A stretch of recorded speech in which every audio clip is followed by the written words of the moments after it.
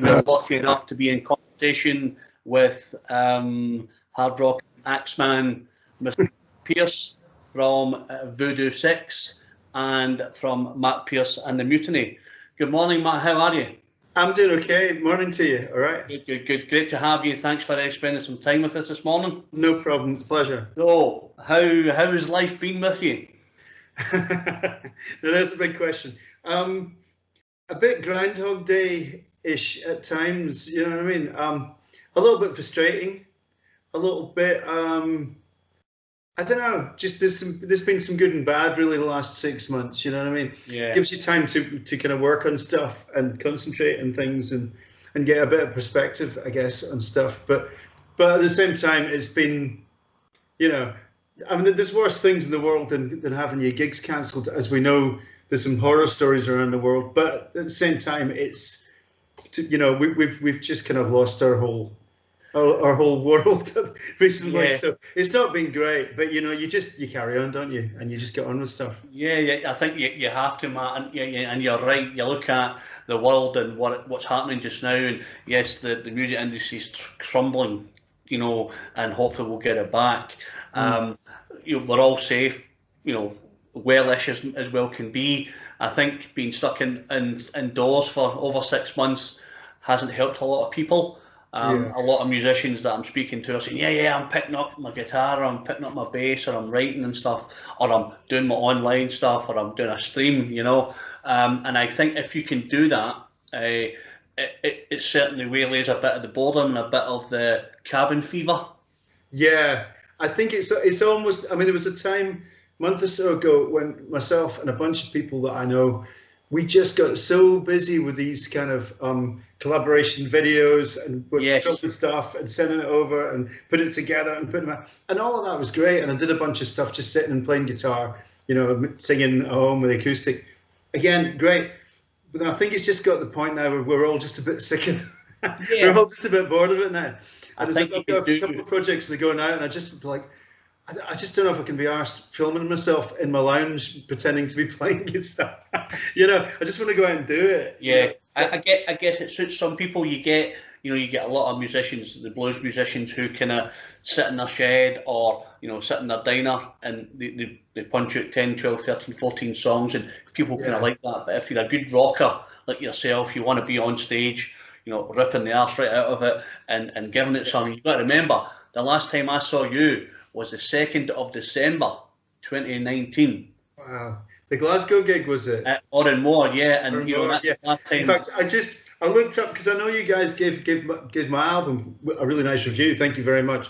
But I also remember there was a bit of film from the Oran Moore gig. Yeah. And I just looked it up, and there was just a nice wee clip of playing that lovely venue. So yeah, cheers to that, man. Listen, Matt, you know, it's an absolute pleasure for guys like us to go and watch you guys doing your craft.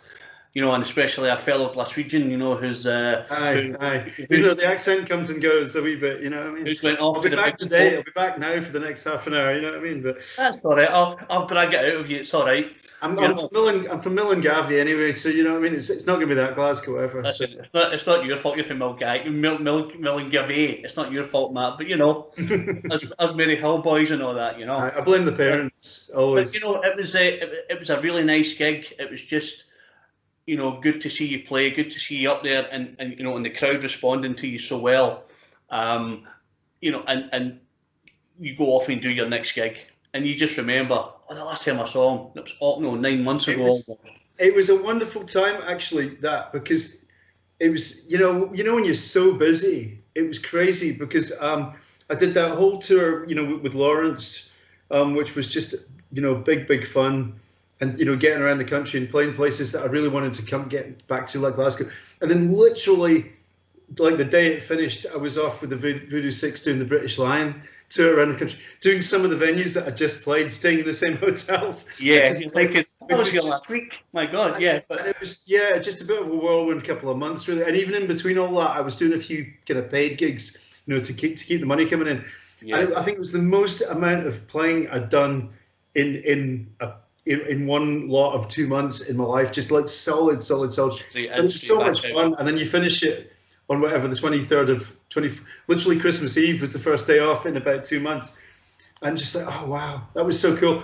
And then this year being what it was, it's just funny because you almost take it for granted when you're doing it, which I think if there's one thing that I'm going to take from this thing this year is never ever, if you're in a position where you're doing a great gig or you're doing a great tour, even for 1 second, don't let yourself ever just take it for granted. This is what you do and this is what your life is, or something. We're so lucky when it happens, man. You know what I mean? And we can forget that. I guess you look, you know, there's so many ways you can dress it up, but I guess you look at it, for you guys, it's a privilege to be able to, now, first of all, to have your skill, to be able to play guitar. Completely, yeah. You know, and then be able to be in not one, but two hugely successful bands and go out and do your thing, and for people, one, to come and watch you. And you're right, you know, you kind of think, yeah, you know, you've got your health issues, you've got this, but I take for granted that I just pick up my guitar and I go off on a 3-month tour. And then the world stops you in your tracks and you think, right, okay, what do we do now? And I guess you've got to diversify and think, well, I'm still alive, you know, I've got money in the bank, you know, may not be millions of money, but I've got, you know, maybe one of them two things. So that, you know, I mean, yeah, I'm not starving or anything. It's like, again, there's always people worse off. And it's funny because when you're playing, there's a temptation sometimes to be always looking at the bands that are doing better than you are, or the people you know in bands that are doing better, and looking at that with that kind of little eye on, oh man, if we were doing as well as that. And but then this puts you in a position where you're looking at people that are worse off, you know what I mean? And I think it kind of turns it on his head, but I think if we can take, you know, you try and take something positive out of bad situations. And I think this is what I'm trying to take from this, is stop looking at the people that are doing better. You know, well, it should be more about thinking, well, I'm lucky that I'm not in the position that those people are in, you know. So. And if you think to yourself, I'm a poor musician who has no money, I've now got to sell my flat and move back to my ma's, you know. Well, I know people that are, you know, I know people that haven't moved back to live with their parents and stuff. So again, there's always somebody worse off and someone better off in it. So we just got to get up and have a happy day or something. Really. Of course. You know, and obviously, don't get all deep about it. Here we are on an interview, but you can, and I think it's nice, like, to kind of chat with other fellow musos, if you like, because, you know, I'm a reviewer, and, you know, and I listen to music every single day, and it's nice to listen to different genres, to different bands, to different people. It's also great to get to chat to, you know, people who you look up to, you know, people whose music you like, and think, yeah, I'm getting a chance to talk to this guy, and that for me is a bonus for me. Now, for you guys, you can't play, so I just go up every morning, and my inbox is full. It's probably got about 70 pieces of music at the moment, right, from bands all over the world. And my boss is like, can you review this? Can you review this? Can you review this? Or slip in an interview. And you're like, I need bother, big man. You know, I'm super busy. But I guess that's my privilege, that I get to listen to music. So when the music industry's on its knees at the moment, I've still got the pleasure of listening to stuff like yours. You know, your Take Me Back Home, and the Voodoo Six album, where you think, you know, there's still good music being made out there.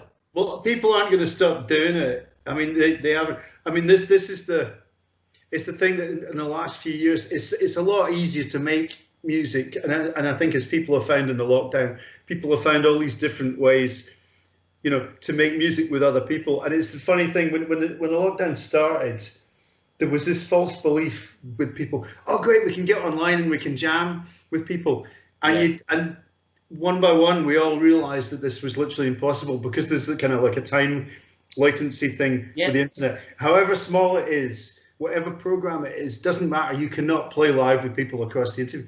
But then you'd get people go, no, if you use this program, or I saw this thing on YouTube and this band were jamming, and then you realise, no, they're all blagging it. They're all faking it. They're recording it separately and putting it together, or they're recording it and miming and pretending they're playing, but nobody's actually playing. It just looks rubbish when they do it, you know, you kind of think. But nobody's playing live during the internet. And it's funny, because if that had been possible, that would have been a whole other world, if people could actually do gigs from different places. But it wasn't. But then people, you just get your head around it, and have done some really nice musical projects in the last 6 months with people in Canada and in York and in Sheffield and whatever. Yeah, absolutely. So it just takes a bit of preparation and a bit of jiggly pokery, Yeah, and I guess possibly at the moment that's the new way of getting your music across. Doing a collaboration or doing a stream and sending your bit to someone and saying, match that up and let's punt it out there, or let's see how it flies. And I guess until venues open again, which is going to be hopefully January, maybe February, who knows, that that you can then say it was fun while we did it. Put me and Joe across the other room there together, and we melodies together, and it was great. But I guess until you get out and you have that physical contact again, and the roar of the crowds, and the sweatiness of the bouncy room when you're out there playing it, and I think that's when it's going to really hit home. I think what you'll probably have is Glasgow. I think will be the same as London. I think you'll have a gig every single night for months and months and months, because they'll be itching to get out there and go. Well, maybe it'll bring back kind of the grassroots thing really a lot. Because I remember, when I was really young and in Glasgow growing up and there was, Shadows and the venue and the Dune and there was such an amazing grassroots kind of pub rock. Yes. Not in a bad way, kind of thing that you could go to a pub and get in for free and watch great bands every weekend. And it was an amazing scene. And in the same way, London probably had a lot of that going on. You could go down the Marquee every night of the week and there'd be somebody good playing.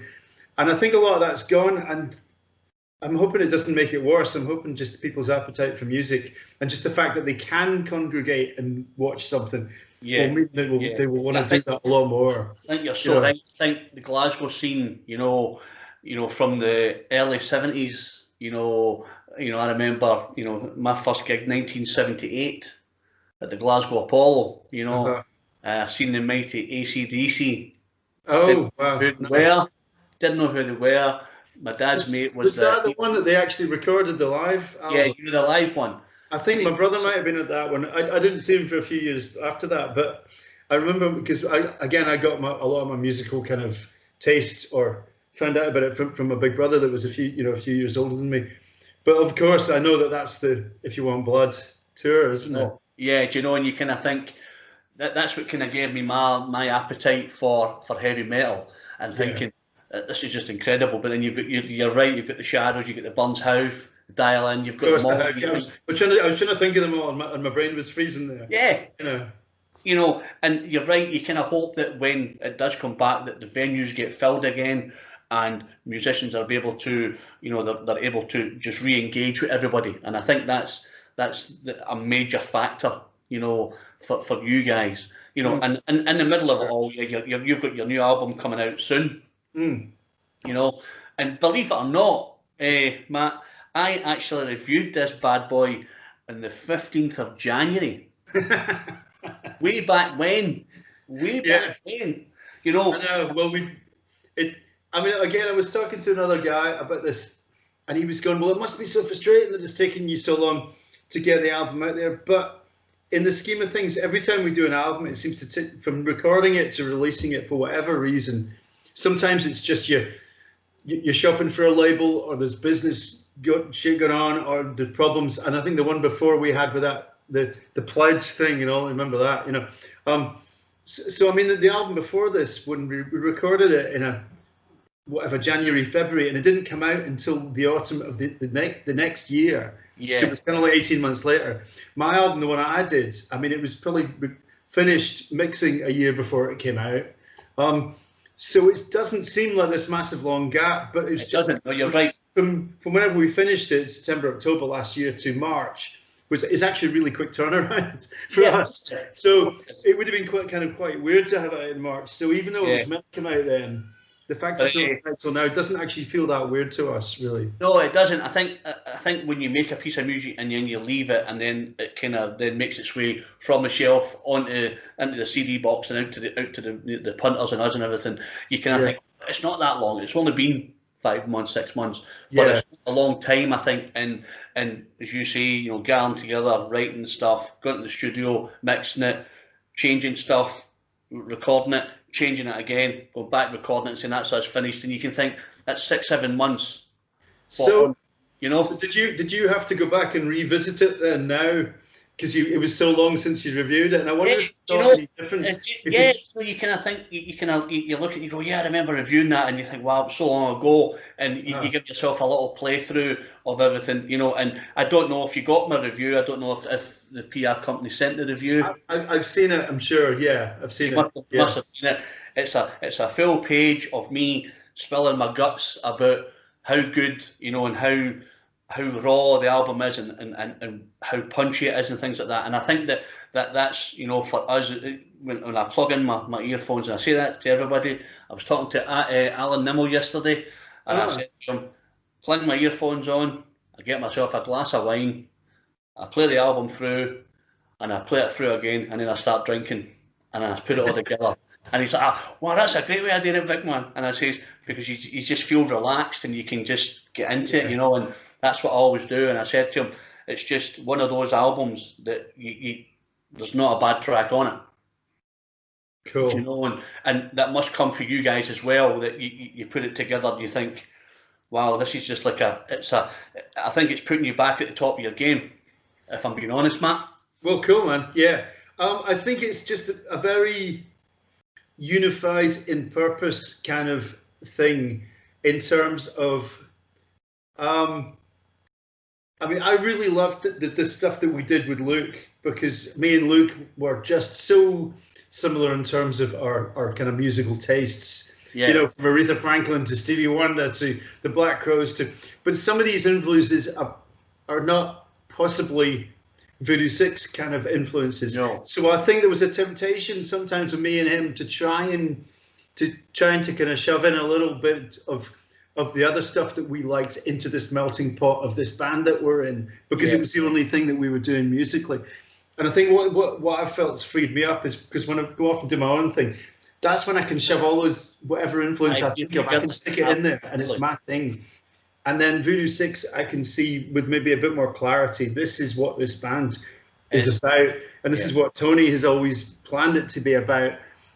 And not to be trying to pull it in any other way, or it doesn't need every influence in there, because it's not that kind of band. Some bands just need to be what they are and go boom. It's like I said in an interview or something, it's almost like it's 5 fingers of a fist or something, and it's boom, you know, just really united. And that's I think I was talking about last year when I did the HRH Crows. We played on the Saturday with Voodoo Six, and then I played on the Sunday with my thing, and it was just, the comparison was really nice because they're both really fun gigs, but the energy is so different. And Voodoo Six just has this.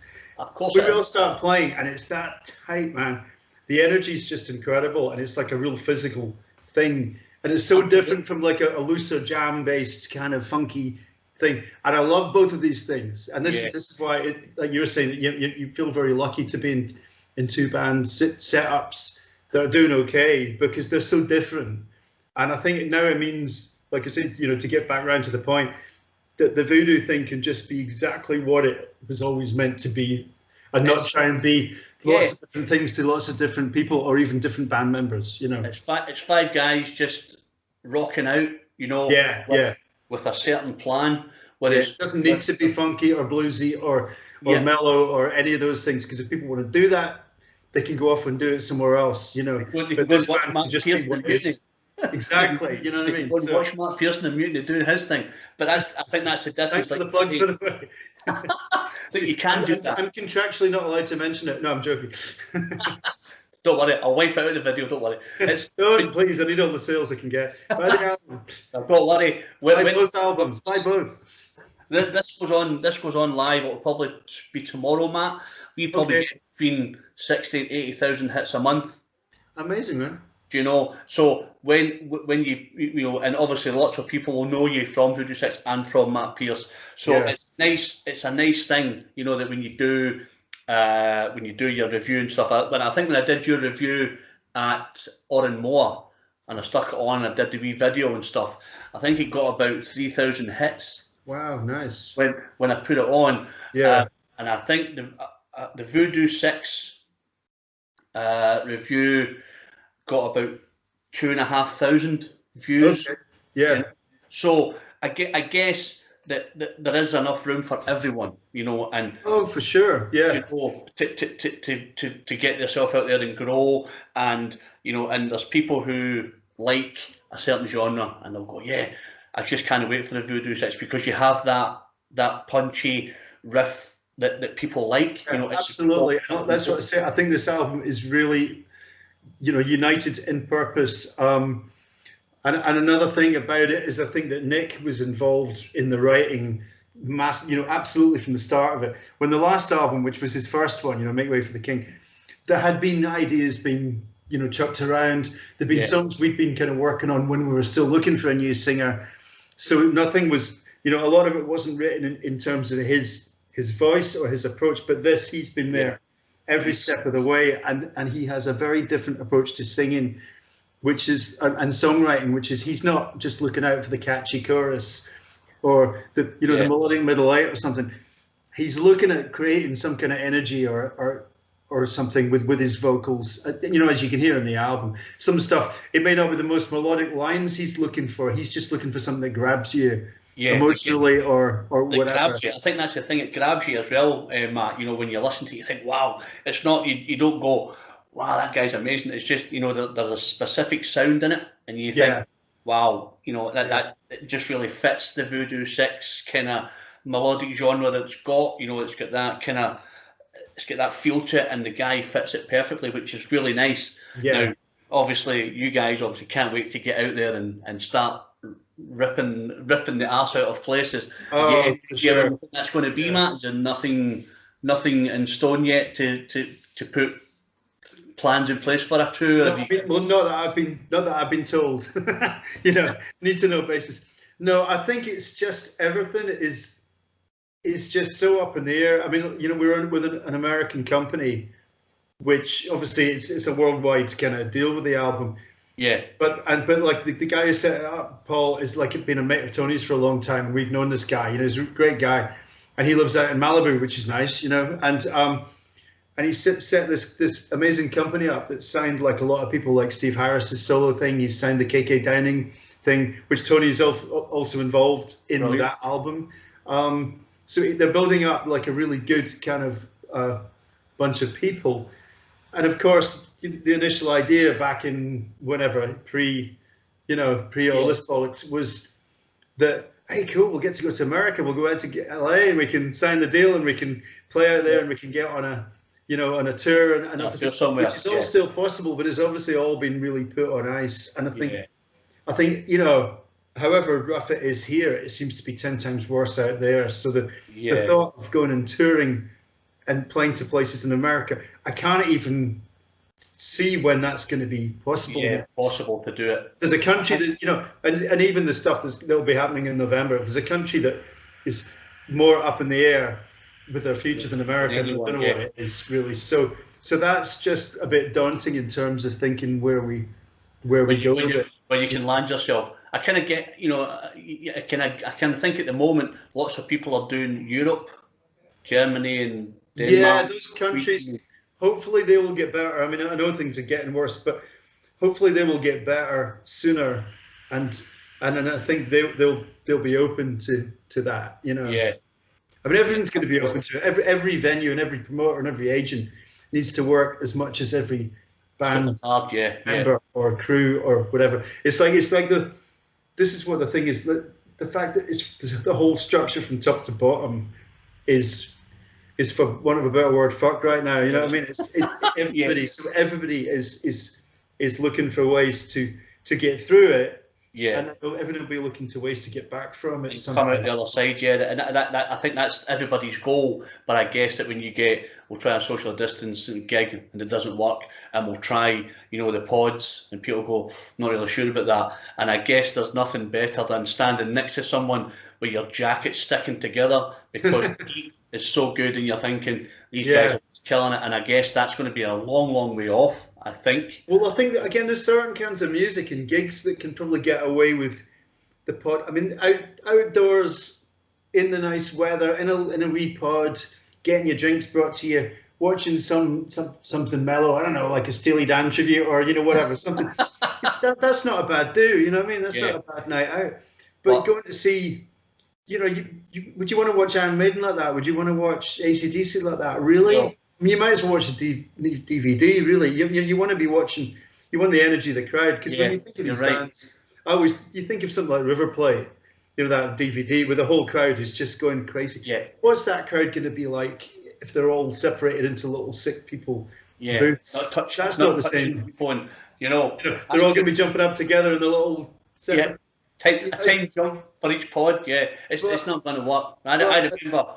At the same time, we have a reality we have to deal with, which is this. This is unfortunately what's going on in the world, isn't it? Absolutely. So this is what I mean. So personally, I have no idea where we go from here. Just just sitting and waiting. Yeah. But, which is hard. As I say, you have the album coming out, so then that gives a bit of traction for the band. Yeah, of course. Yeah. You kind of hope that that things will mellow out. But if it doesn't, you kind of guess you're hoping that there's still people buying the music. Have you any ideas how well the album's been received yet? Do you have any? Well, do you have any? Just that the reviews have been really good, and I think I was a little bit, because it's quite different from the last one, and obviously the last one was quite different from the Luke one. Every time it's been 3 years since the last album. I mean, where did the time go? Bloody hell, 3 years.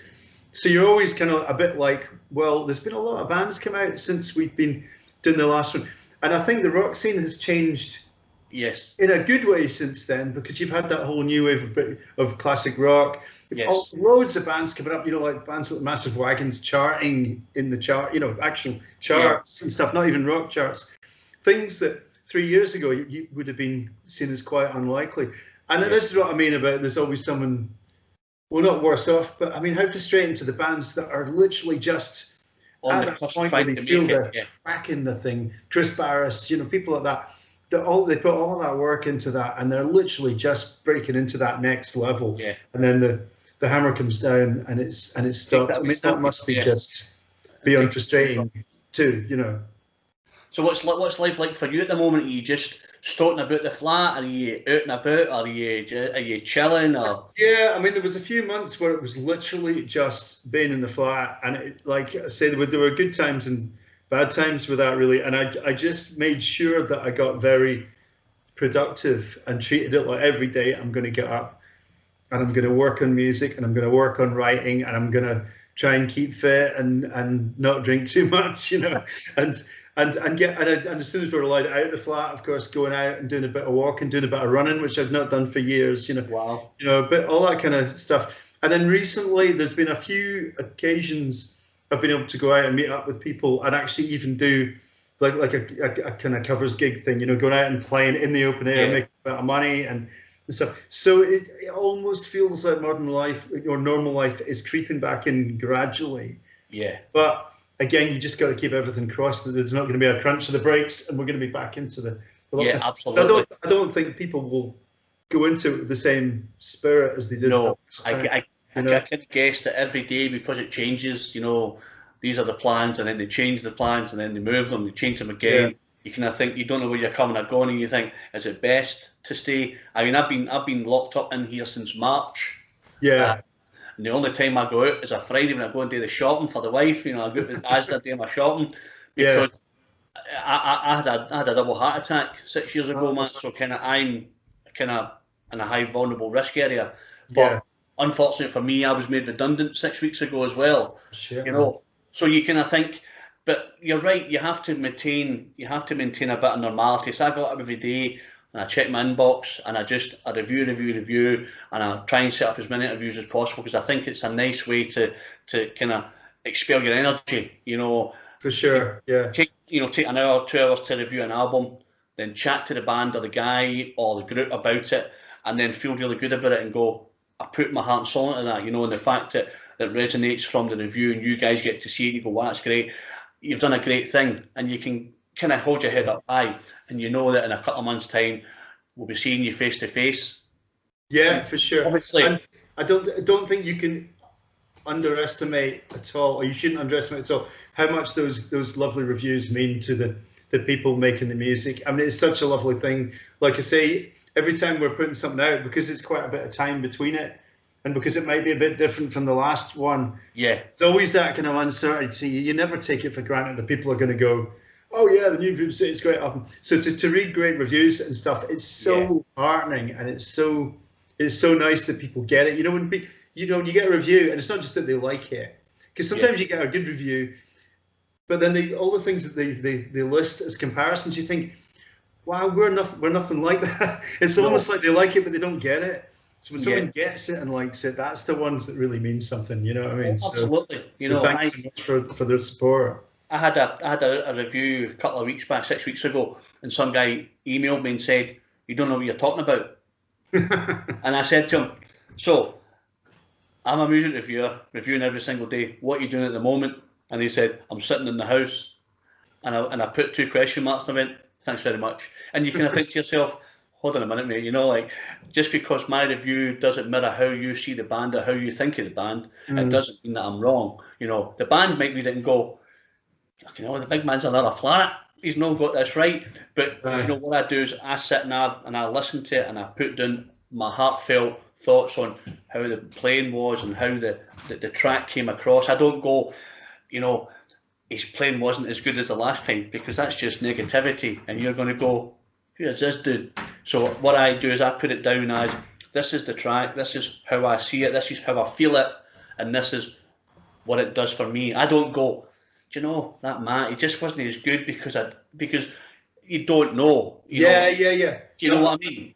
I really like that attitude. Actually, I was talking to a friend of mine, and she used to do album reviews on her website, and she said that she just wouldn't do stuff unless she liked the band or liked the album or whatever, because she didn't want to be like a negative thing. Someone does a body of work or something, and if she doesn't, it's not her thing, why would she review it? Yeah. I mean, she wants to review something that she can say why she likes it, and she's adding some positivity to it. And if somebody else wants to do negative reviews, then fine. But I think it's nice that people are just trying to be supportive of stuff that they like. You know, get you out there, Matt. You know, get the music back out there. Get people. You know, what really, you know, is good for me when you put on a review and someone reads it, and then it gets 3,000-4,000 hits and like 500-600 shares, and you kind of think someone's taking the time to listen to, you know, to read what you put down. Yeah. And they must get inside your head and think, oh, wow, I bet the album's a cracker.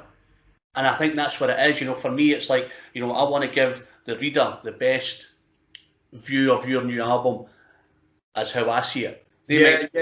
Well, I guess it can make people kind of pay attention to things that maybe they don't. Again, in the way that a lot of people listen to music these days, which is just stick it on when they're doing something else or whatever, or skipping through or shuffling through or whatever. And I think, you know, we've all kind of talked about this stuff many times, and I'm sure in the last few years, the thing of trying to keep the actual thing of an album, you're putting an album out and it's a body of work and it's a thing that you really want people to sit and actually have the experience of listening to the whole thing.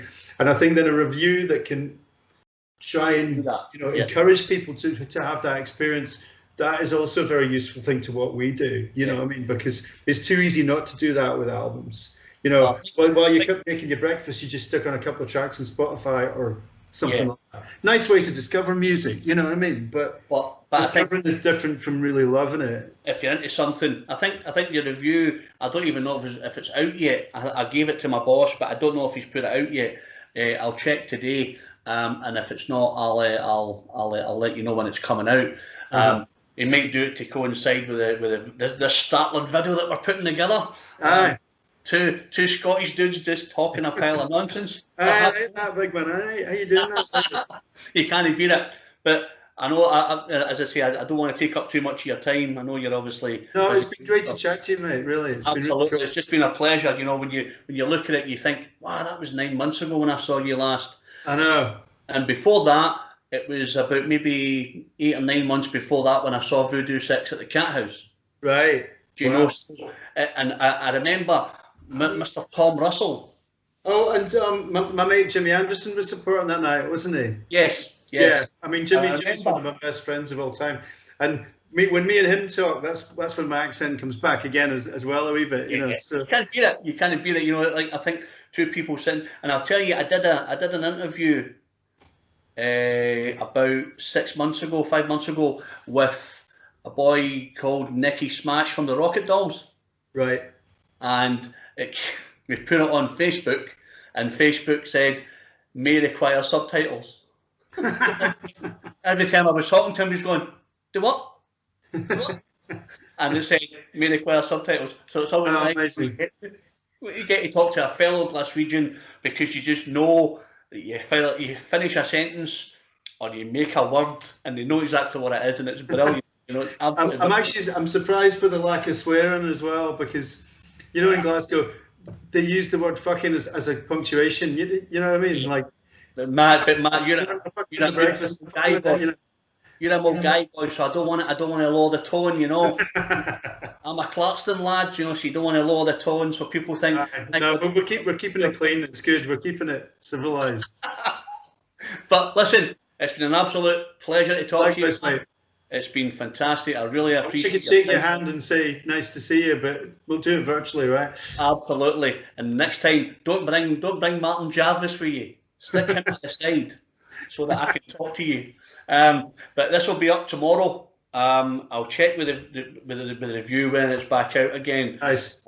And I'll email you or message you and let you know. Yeah, brilliant. And if you tag us in anything, we'll see it and we'll reshare. You know, we'll share it and stuff. So fantastic. Nice. Right, guys, this is Darren. Your pleasure, by the way, and I really look forward to seeing you in Glasgow sometime. Yeah, right? absolutely, Matt. Let's catch up. Let's get a beer and let's just talk about for sure. all things music stuff. And stay safe, right? Until you can. Matt, you take it easy. This is Dan from Jace Media, in the company of Matt Pearce, Axeman with Voodoo Six, saying stay safe, keep rocking, and we'll see you soon. See you later.